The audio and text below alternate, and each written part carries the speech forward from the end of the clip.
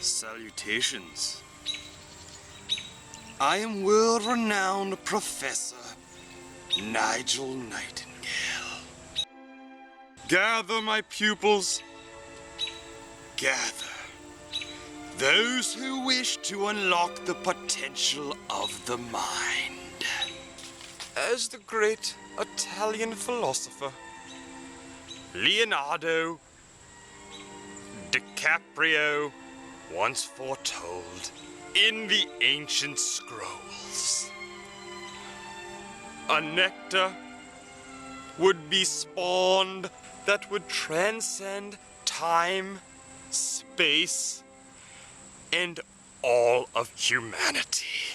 A liquid so transcendent, so pure, so effervescent.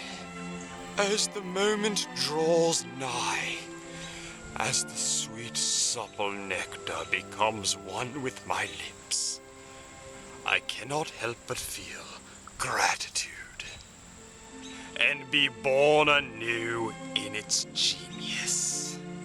Your homework assignment: to embark on the mystical journey to the Mecca of Prosperity, also known as your local RITE AID pharmacy, to witness for yourself the whimsical nectar of the gods.